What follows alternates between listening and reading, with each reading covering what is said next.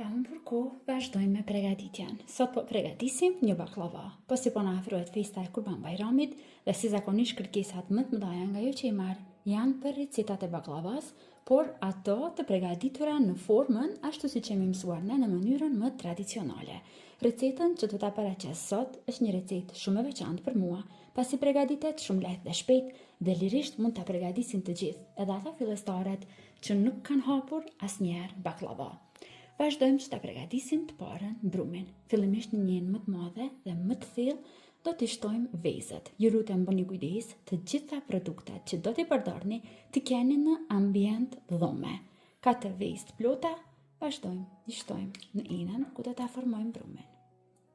Tani vazhdojmë që te brumi i baklavas ta shtojmë kosin. Në këtë recetë do të përdorim vetëm kos. Në total kos do të përdorim 400 gram, njëjtë edhe kosi është në ambient dhome. Vazhdojmë shtojmë edhe vajin. Vaj në total do të përdorim 150 ml. Në brumin e kësaj baklavaje vazhdojmë që të shtojmë edhe uthull. Uthull 9% nga ato që përgatisim sallata të ndryshme. E shtojmë brenda te brumi. Shtojmë edhe një lugë qelle me lëng limoni. Përzijmë mirë tani që njëherë gjithë këto përbërës që kemi shtuar në brenda të lidhen dhe të bëhen bashkë. Vazhdojmë tani që gradualisht të shtojmë miellin. Miell do të na duhen dikon 600 deri në 700 gram, por gjithmonë ju lutem bëni kujdes me miellin. Shtoni një pjesë të miellit, pastaj shtoni edhe një pako pluhur për pjekje dhe vazhdoni me dorë ta përzijeni. Përzijmë vetëm pak njëherë, sepse në këtë brum baklavaje do ta shtojmë edhe një lugë qielle gjalp, por do ta bëjmë pak përzierje njëherë kështu me dorë. Sa të na mblidhet pak brumi. Pasi kemi përzier pak, brenda te brumi i baklavas, do të shtojmë edhe një lugë gjelle gjalp.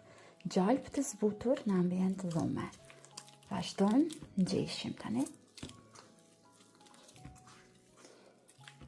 Dhe shtojmë miell, pak nga pak, derisa të formohet një brum i mirë. Elastik. Brumi i baklavas duhet të jetë elastik. Duhet punohet mirë me dorë për disa minuta, por jo të bëhet shumë i fortë, sepse nëse forcojmë shumë, nuk mund pastaj t'i hapim petat e baklavës. Brumi baklavës është gati. E kam punuar për disa minuta, derisa është bërë kështu brumi elastik, sikur ky që po e shihni në video. Një brum mesatarisht i butë dhe i lemuar. Tani duhet që të presim që brumi i baklavas të pushoj. Dikon 30 minuta që të zbutet pak, që të vazhdojmë ta punojmë dhe të na bëhet më e mirë baklava. Tani që brumi ka pushuar mirë, për dikon prapërsisht 1 orë, e marrim në tavolinën e punës. Dhe vazhdojmë që ta ndajmë brumin në kuleç të barabarta. Do ta ndajmë një herë në gjys, që ta kemi më të lehtë, dhe pastaj e ndajmë në 3 pjesë të barabarta. Pasi sigurohemi që e kemi ndarë brumin në 6 kuleç të barabarta, vazhdojmë lehtë që t'i lëmojmë gjitha kuleçt një nga një dhe t'i largojmë anësh.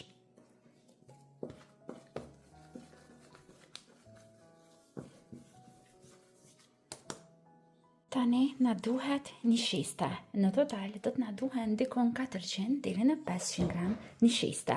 E largojmë një shisten anësh, shtrojmë në tavolinën ku do të punojmë dhe e marrim kulaçin e parë. E lyejmë mirë në një shiste në të gjitha anët që mos na ngjitet për shkopi. Dhe tani vazhdojmë që ta hapim. Pra mënyra e hapjes së këtyre petëve nuk është fare e vështirë. Thjesht do ta rrisim, do ta bëjmë më të madhe që të mund ta palosim pastaj.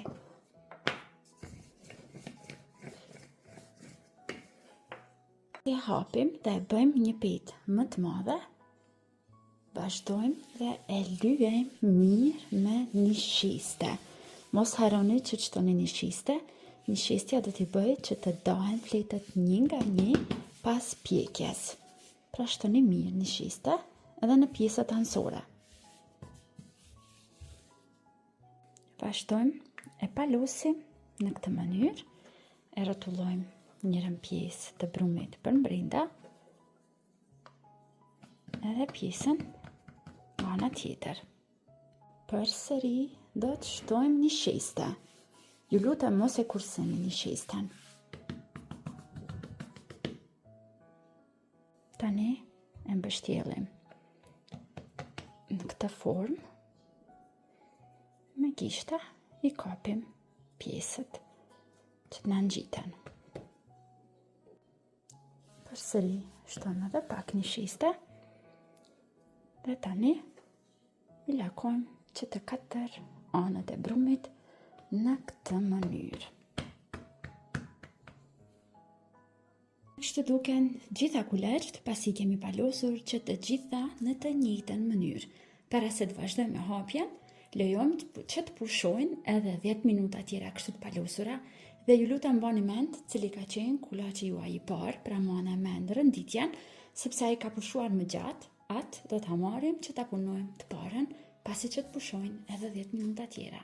Tani e marrim brumin e parë, i cili më vetë se ka pushuar, dhe me ndihmën e duarve, i ngjesim mirë këto pjesët që mos na hapen tani, kur të vazhdojmë për ta hapur brumin. E shtypim pak me duar. Shtrojmë përsëri mirë nisheste, edhe sipër, edhe poshtë. Njëherë nuk shtova sa t'i ngjes pak petat. Të vazhdojmë me shkopin e njëjtë, thjesht të hapim këtë petë, pra të arrisim në madhësinë të tepsisë ku do ta pjekim baklavën.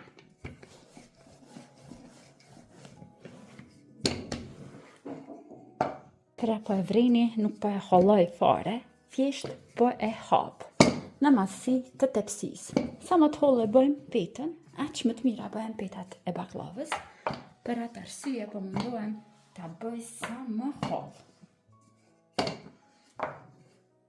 Kjo është tepsia që do ta përdorun për baklava. Pra e kemi bërë fiks pak më të madhe, vazhdojmë dhe vendosim brenda. Tepsin e kam lyer me gjalp.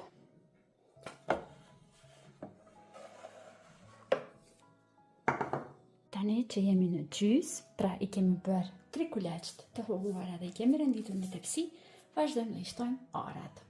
Ara mund të shtoni gjithmonë sipas dëshirës së juaj. Unë do shtoj dikon 600 gram ara të bluara.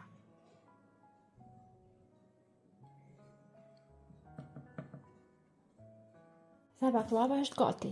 Një tepsi baklav për vetëm 20 minuta.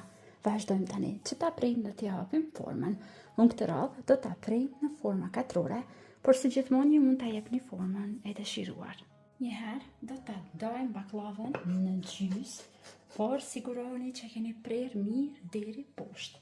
Dhe pastaj do të ndajmë 3 lenta të barabarta. Para se t'a prejni, sigurohuni që keni bërë të barabarta.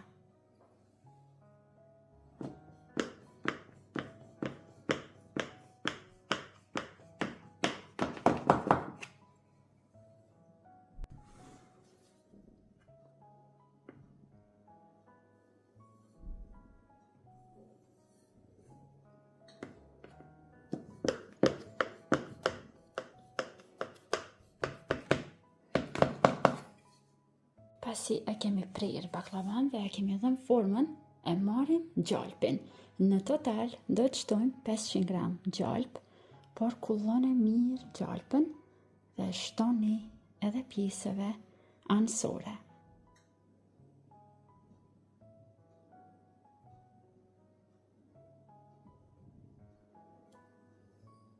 Dhe tani vazhdojmë që ta pjekim baklavan. Fura është e parangrohur mirë në 200 gradë. Në momentin që do ta fusim baklavan brenda, e ndalojmë zjarrin në 180 gradë. Dhe në atë temperaturë do ta pjekim dikon parafërsisht për 1 orë. Pas 1 ore e ndalojmë zjarrin në 100 gradë, vazhdojmë edhe 30 minuta tjera. Tani e bëjmë gati shërbitin. Në një tenxhere do të shtojmë 1.5 kg me sheqer. Sipër sheqerit do të shtojmë 1.5 litra me ujë. Pra masa është e barabartë. Aq sa shtojmë sheqer, aq do të shtojmë edhe ujë. Tani që baklava është pjekur, ka pushuar dhe është ftofur për 20 minuta, sipër baklavas e shtojmë edhe shërbetin e vakët. Pra të dyja janë të vakta.